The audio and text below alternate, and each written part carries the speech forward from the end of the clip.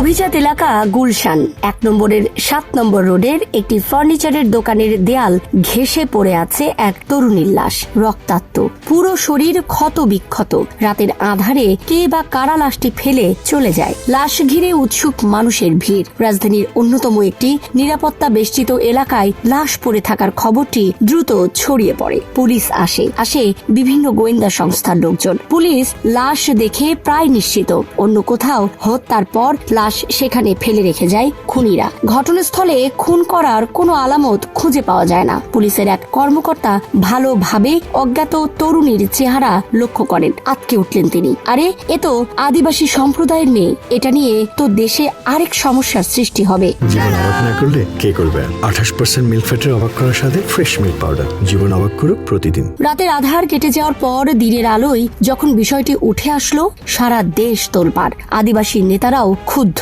তরুণীর নাম পরিচয় জানা না থাকলেও আদিবাসীদের বিভিন্ন সংগঠনের নেতারা থানায় গিয়ে খুনিদের গ্রেফতারের চাপ দিতে থাকেন। গুলশান থানা পুলিশ এই লাশের পরিচয় বের করার চেষ্টা চালাতে থাকে। পুলিশ যখন তরুণীর নাম পরিচয় বের করতে ব্যর্থ, ঠিক তখনই তদন্তে আশার আলো দেখায় জাতীয় পরিচয়পত্র নিবন্ধন ও অনুবিভাগের ফিঙ্গারপ্রিন্ট। তরুণীর লাশের ফিঙ্গারপ্রিন্টের মাধ্যমেই তার আসল পরিচয় বেরিয়ে আসে। পুলিশ জানতে পারে তরুণীটি আদিবাসী সম্প্রদায়ের নয়, রংপুরের মেয়ে কাজলি। একই সূত্রে ধরা পড়ে কাজলির খুনি 2 সপ্তাহের ব্যবধানে। একজনের ফিঙ্গারপ্রিন্টে লাশের পরিচয় শনাক্তের পাশাপাশি খুনি সুজন বিশ্বাসও ধরা পড়ে। আর বাংলাদেশ পুলিশ বাহিনীর জন্য ফিঙ্গারপ্রিন্টের মাধ্যমে লাশ শনাক্তের ঘটনা এটি প্রথম। তরুণীর লাশ উদ্ধার নিয়ে তোলপাড় শুরু হলেও তদন্তে বেরিয়ে আসে এক নির্মম প্রেম কাহিনী। 2016 সালের 5 মার্চ রাজধানীর গুলশান 1-এর 7 নম্বর সড়কের 11 নম্বর বাড়ির মডার্ন ফার্নিচারের দেয়ালের কাছে রক্তাক্ত অবস্থায় পড়ে থাকা অজ্ঞাত এক তরুণীর লাশ উদ্ধার করে পুলিশ। তার শরীরে অসংখ্য ছুরিকাঘাতের চিহ্ন ছিল, কিন্তু নিহত তরুণীর পরিচয় পাওয়া যাচ্ছিল না।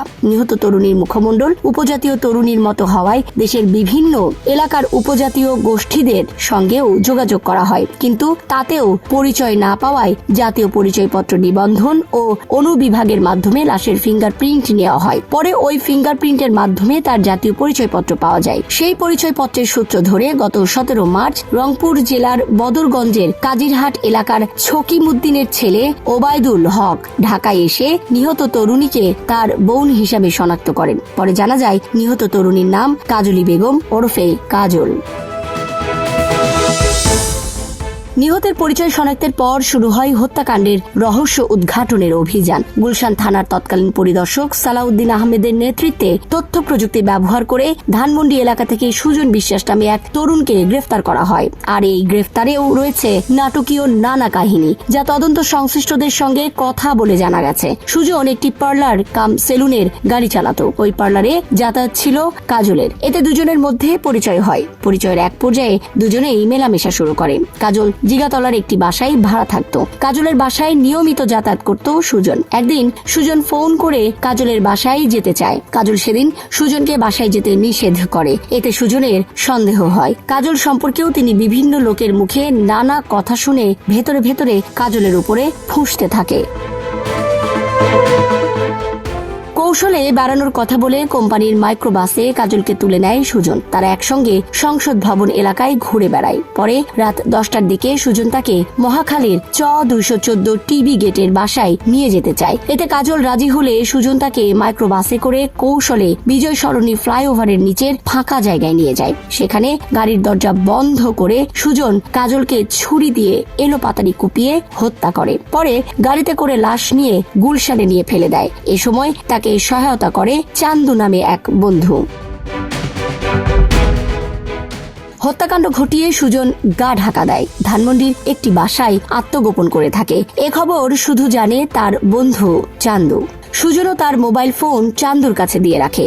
সে নতুন একটি মোবাইল ফোন ব্যবহার করে। এদিকে পুলিশের তদন্তে বেরিয়ে আসে সুজনের নাম। সুজনের ফোন নম্বরও জোগাড় করে। পুলিশ সুজনকে ফোন দেয়, কিন্তু ফোন ধরে চান্দু। চান্দু জানায় সুজন এই নম্বরে আর নেই। পুলিশ নিজের পরিচয় গোপন রেখে একটি প্রাইভেট কোম্পানির কর্মকর্তা হিসাবে পরিচয় দেন। কোম্পানিতে ড্রাইভার নিয়োগ দেওয়া হবে বলে পুলিশ তাকে জানায়। তাই সুজনকে খুব দরকার। চাকরির খবরের লোভে পড়ে যায় চান্দু। চান্দু নিজেকেই সুজন বলে পরিচয় দেয়। পরদিন দেখা করে ছদ্মবেশী পুলিশের সঙ্গে। পুলিশ তাকে সুজন ভেবে ধরে নিয়ে যায়। এক পর্যায়ে স্বীকার করে সে চান্দু। সুজনের বাসায় নিয়ে যায় সে। সুজনকে গ্রেফতারের পর বেরিয়ে আসে খুনের অজানা কাহিনী। সে হত্যাকাণ্ডের দায় স্বীকার করে আদালতে স্বীকারোক্তিমূলক জবানবন্দিও দিয়েছে। Desk report, Dhaka express.